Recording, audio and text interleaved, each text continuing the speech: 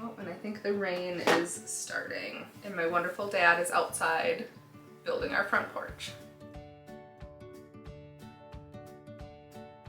Hi, I'm Kate and welcome to my channel. So today I'm doing a ranking of the last 10 eyeshadow palettes that I've gotten. Because I'm buying a lot less than I used to, this is going all the way back to January. So I now have 10 palettes to do this ranking with. It did take me a while to get 10. And most of the reason behind that is that I'm just trying to be a lot more thoughtful about what I bring into my collection. I'm trying to make sure that it's really something that I'm going to love before I buy it. So this ranking was actually really hard to do. Other than the bottom 2 or 3, the rest was really hard to rank because I do really like these palettes. I did recently do a ranking of the last 10 new products that I tried, and that ranking will have several of these palettes in it as well. The order might have changed a little bit just depending on what I've been using and liking, so I will post that down below, but that includes products other than eyeshadow palettes as well. So like I said, in general, I really like most of these palettes, so I think I even flipped my top 2 just now, so we'll see as I go. It might change as I'm going through the ranking, but one of the easy ones to rank for me is the 10th spot, and in the 10th spot is the Colourpop All Amethyst palette.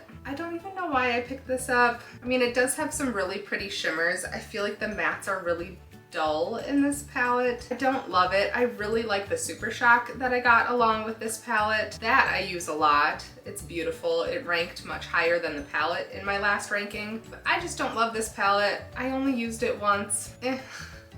That's about all I have to say about it. It's fine, not for me. In the 9th spot is a palette from a brand that I love, and I love all of the other products I have from this brand, including a beautiful neon palette, eyeliners, sponges, the blush that I'm wearing today. So this is from Moira. It's the Let's Get Carried Away palette from the Getaway series. It's a nice palette. It performs fine. I probably should have grabbed one of the palettes with more of the greens, but I have a lot of greens, so I didn't. I do like this. I've reached for it a couple times. I get a little annoyed by the size and shapes of the pans, but it's okay. Like, there's nothing wrong with this palette. It's fine. But like I said, I'm really trying to bring in things that I know I'm going to love, which just makes the rankings really hard because I love so much else that it's hard for things that I just like to make it much higher on the list. So this is in my 9th spot. In the 8th spot, the only reason why this is ranking so low is because it's a neutral palette and I more do bright, fun colors, but it is a fantastic palette. This is from Juvia's Place. It's the Nubian Earth. It is a very basic neutral palette. However, this shimmer right here is just super sparkly and fun. I don't know how well that will show up on camera. I dig into this palette just for that shade pretty often. So yes, it's in the 8th spot, but this is fantastic. In the 7th spot, I have another palette from Juvia's Place, another one that I really enjoy, but you'll see with the next ones why some of these more neutral palettes just can't break into the higher rankings. This is the Allure 3, another really beautiful palette. I like that it's compact. All right, the rain's getting louder. This blue right here is so fun and pretty and iridescent and shifty. This is in my 7th spot only because I have so many other like bright fun colors at the top.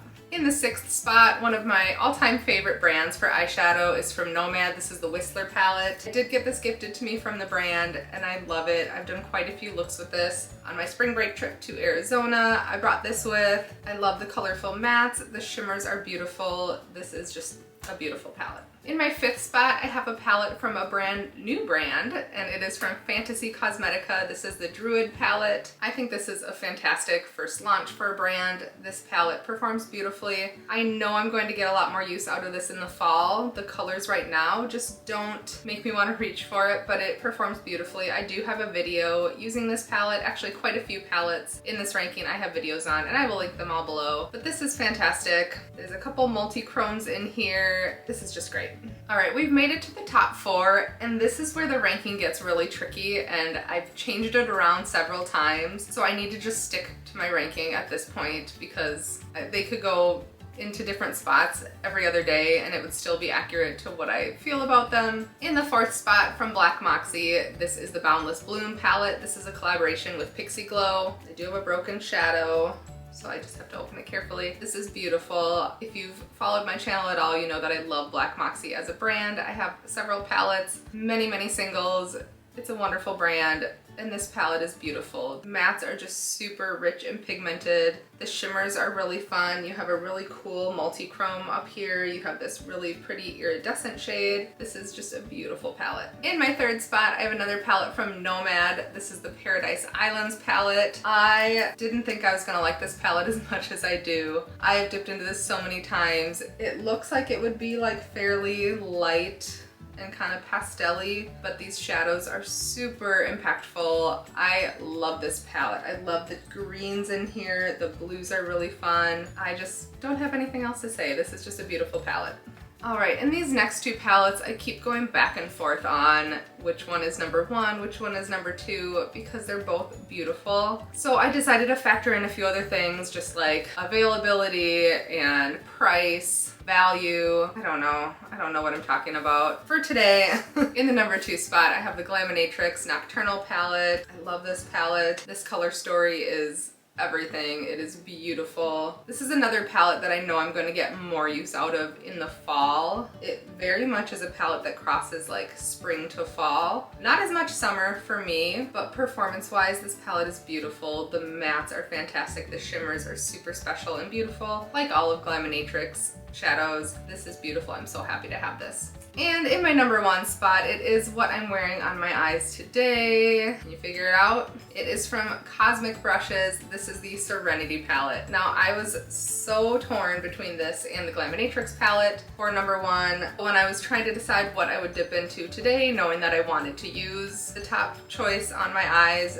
This is the one that I was pulled to use today. So for today, this lands in my number one spot. This is a UK brand, super affordable. This was a $25 palette, which for the amount of shadows and the quality you get is a fantastic value. So this is my number one palette. Thank you so much for watching my ranking of my last 10 new palettes. I don't even think I have any other new ones on the way at this point, so who knows when the next ranking will be. Probably close to the end of the year because I'm not buying a lot. But let me know if you would have ranked those any differently, or if you have a different number one palette right now. I'd love to hear what other people are using. But thank you for watching, and I'll see you soon.